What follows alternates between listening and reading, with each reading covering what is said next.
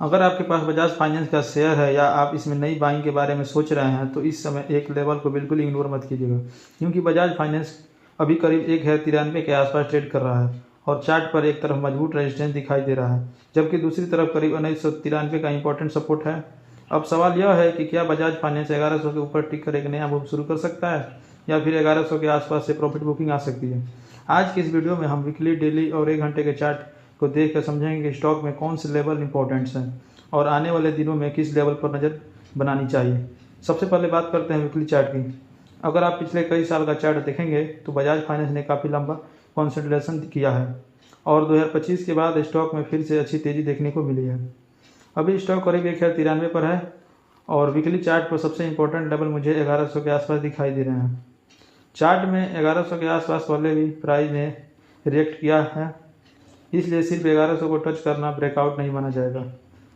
अगर बात की जाए तो असली कन्फर्मेशन तब मजबूत माना जाएगा जब स्टॉक 1100 के ऊपर टिके और बाइंग के साथ आगे बढ़े। यानी यहाँ से हमें सिर्फ एक कैंडल देखकर फैसला नहीं करना चाहिए, प्राइस के साथ वॉल्यूम और क्लोजिंग भी देखना बहुत ज़रूरी है। अब आते हैं डेली चार्ट पे। यह पिक्चर थोड़ी ज़्यादा इंटरेस्टिंग है क्योंकि बजाज फाइनेंस ने पहले करीब 993 के आसपास एक इम्पोर्टेंट रेजिस्टेंस जोन बनाया था। इसके बाद स्टॉक ने इस लेवल को क्रॉस किया और ऊपर की तरफ अच्छी मूवमेंट दिखाई। इसका मतलब यह है कि 993 का एक इम्पॉर्टेंट रेफरेंस लेवल बन चुका है। अगर आने वाले दिनों में स्टॉक करेक्शन करता है और 993 के ऊपर ही रहता है तो यह लेवल सपोर्ट की तरह काम कर सकता है, लेकिन अगर स्टॉक वापस 993 के नीचे जाता है और वहां सस्टेन करता है तो फिर शॉर्ट टर्म स्ट्रेंथ कमज़ोर हो सकती है। मेरे लिए इस हिसाब से 993 बहुत इंपॉर्टेंट लेवल है। अब सबसे इंटरेस्टिंग हिस्सा आता है 1100 का लेवल।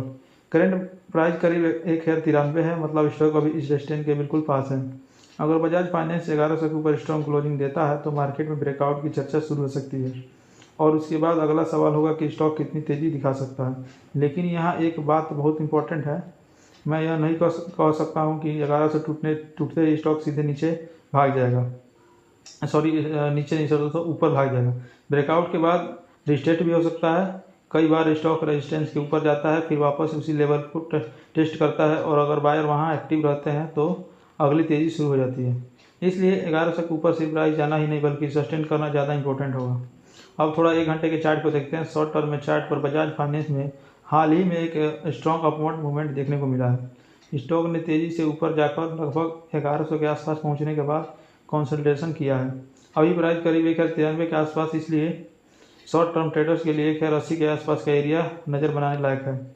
अगर स्टॉक 1,80 के आसपास सपोर्ट लेकर वापस 1100 के ऊपर जाता है तो शॉर्ट टर्म मोमेंटम फिर मजबूत हो सकता है, लेकिन अगर 1,80 के नीचे कमजोरी बढ़ती है तो स्टॉक थोड़ा और करेक्शन कर सकता है। इसलिए शॉर्ट टर्म में 3 चीज़ें देखना चाहिए। पहला, 1,80 का सपोर्ट जो शॉर्ट टर्म सपोर्ट है और 1100 का इमीडिएट रेजिस्टेंस और 993 का मेजर सपोर्ट। अब बात करते हैं नीचे के इंपॉर्टेंट जोन की। अगर किसी वजह से बजाज फाइनेंस में बड़ी गिरावट आती है, 993 भी टूट जाता है, तो अगला इंपॉर्टेंट डिमांड एरिया करीब 920-940 के आसपास दिखाई देता है और इसके नीचे वीकली सपोर्ट, वीकली चार्ट में करीब 800-830 का बड़ा सपोर्ट जोन दिखाई देता है। लेकिन ध्यान रखिए, इसका मतलब ये नहीं है कि स्टॉक अभी 800 या 900 जाएगा। यह सिर्फ एक चार्ट के इंपॉर्टेंट हिस्टोरिकल जोन है। करंट ट्रेंड को देखते हुए पहले 1100 और फिर 993 के बिहेवियर को देखना ज़्यादा जरूरी है। अब बात करते हैं 2 पॉसिबल सिनेरियो की। पहला सिनेरियो बुलिश का हो सकता है। अगर बजाज फाइनेंस 1100 के ऊपर स्ट्रॉन्ग ब्रेकआउट देता है और उसके ऊपर सस्टेन करता है तो शॉर्ट टर्म मोमेंटम और मजबूत हो सकता है। ऐसे में ट्रेडर अगली रेजिस्टेंस जोन की तरफ प्राइस एक्शन देख सकते हैं, लेकिन ब्रेकआउट के बाद अगर वॉल्यूम सपोर्ट करता है और रिटेस्ट के दौरान बायर वापस आते हैं तो सेटअप ज़्यादा हेल्दी माना जाएगा। अगर सिनेरियो दूसरा देखा जाए जो बेरिश करेक्शन का है, अगर 1100 के आसपास स्टॉक बार बार रिजेक्ट होता है और फिर 1,80 के नीचे वीकनेस आती है तो शॉर्ट टर्म करेक्शन देखने को मिल सकता है। और अगर वीकनेस बढ़ती है, 993 का सपोर्ट भी टूट जाता है, फिर चार्ट का स्ट्रक्चर कमज़ोर हो सकता है। उस स्थिति में नीचे के सपोर्ट जोन पर नज़र रखनी होगी। तो अब पूरे एनालिसिस को बहुत आसान से हम समझ सकते हैं। बजाज फाइनेंस अभी एक इंपॉर्टेंट डिसीजन जोन में है। करंट प्राइस करीब 1,93 का है, इमीडिएट रेजिस्टेंस करीब 1100 का, शॉर्ट टर्म सपोर्ट एरिया लगभग 1,80 का है और मेजर सपोर्ट करीब 993 का है और इसके नीचे 920-940 का जो इंपॉर्टेंट जोन है। इसलिए अभी सबसे बड़ा सवाल है, क्या बजाज फाइनेंस 1100 के ऊपर टिकता है या फिर रेजिस्टेंस से वापस नीचे आता है।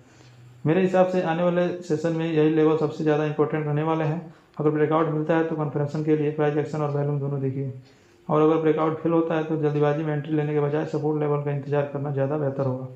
और एक जरूरी बात, यह एनालिसिस सिर्फ एजुकेशन पर्पज़ के लिए है। किसी भी स्टॉक में बाई या सेल करने से पहले रिसर्च जरूर करें और अपने रिस्क के हिसाब से डिसीजन लें।